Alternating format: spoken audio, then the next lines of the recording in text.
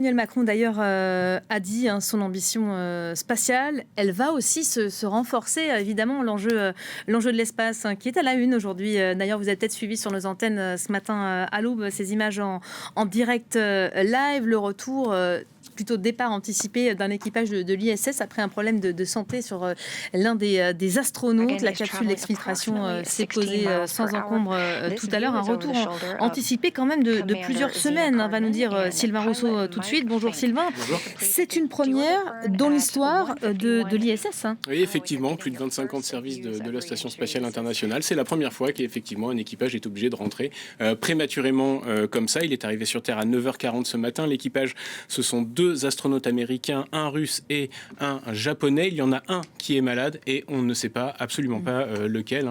L'administrateur de la NASA est intervenu ce matin pour nous dire qu'il s'agissait d'un problème médical grave, et c'est déjà plus que ce qu'il nous disait avant ce retour, mais qu'il allait bien. Et l'une des preuves qu'il va bien, c'est justement que ce retour ne s'est pas effectué dans l'urgence, mais qu'ils ont quand même mis plusieurs jours, presque une dizaine de jours, pour le préparer dans les meilleures conditions. Effectivement, c'est un retour anticipé d'un peu plus d'un mois, puisque l'équipage suivant devait partir normalement le 15 février, donc une petite semaine où ils sont tous dans la station spatiale. Donc c'est quand même un retour anticipé de plus d'un mois. Ils étaient dans la station depuis août 2025. Alors il y a beaucoup de rumeurs sur ce que ça pourrait être, évidemment, puisque comme on n'a pas d'informations au nom du secret médical, on était sur la fin du site nous ce matin, évidemment, mais on ne sait absolument pas de quoi il s'agit. On ne sait pas de quoi ni de qui. Certains pensent qu'il s'agit de l'astronaute japonais, puisqu'il a sollicité un rendez-vous médical depuis la station spatiale avec les médecins au sol, mais ça c'est une procédure très courante dans l'ISS, donc ça ne veut pas forcément dire grand-chose. Certains pensent qu'il s'agit des astronautes américains, puisque leur sortie extravéhiculaire a été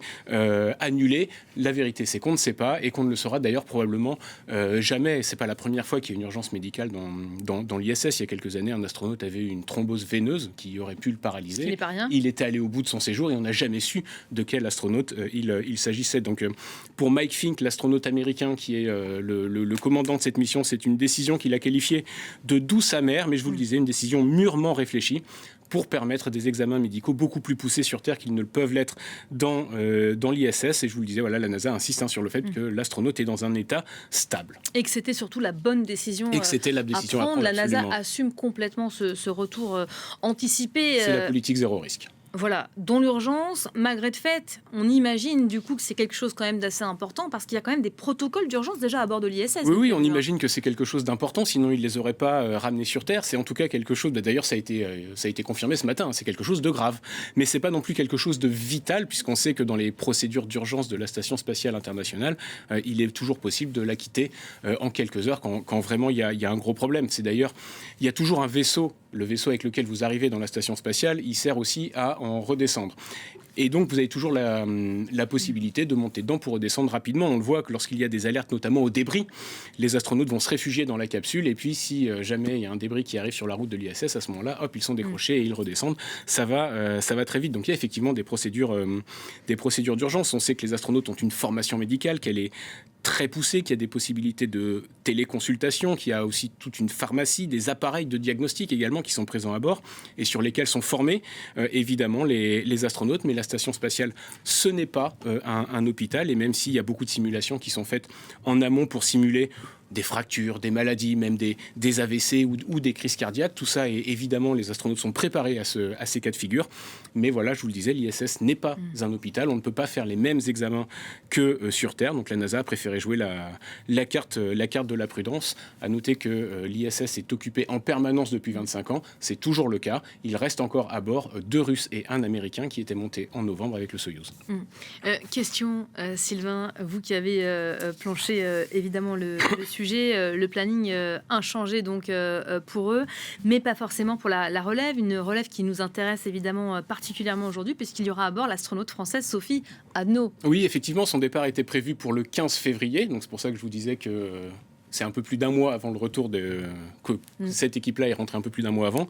Il y a en ce moment des discussions pour avancer son départ, mais la NASA n'est pas la seule à décider, puisqu'il y a aussi à bord un Russe et donc Sophie Adno pour l'Agence spatiale européenne. Donc il faut coordonner un peu toutes ces agences. Ce qui est sûr, c'est que aujourd'hui les astronautes concrètement sont prêts à partir, même s'ils devaient partir demain. Ils sont prêts maintenant à effectuer leur séjour. On pourrait même presque dire, en étant un peu cynique, que c'est une bonne nouvelle pour elles, puisque vous avez une sortie extravéhiculaire qui ne s'est pas pas faite, donc il faudra que la prochaine équipe la fasse. Donc ça augmente à elle ses chances de sortie dans l'espace. On sait que c'est quand même le moment fort pour un astronaute qui rejoint la station spatiale. Dans sa dernière ligne droite de préparation, normalement, ce qu'elle doit faire, ce sont surtout des examens médicaux, des entraînements intensifs, mais il s'agit plus de répétitions.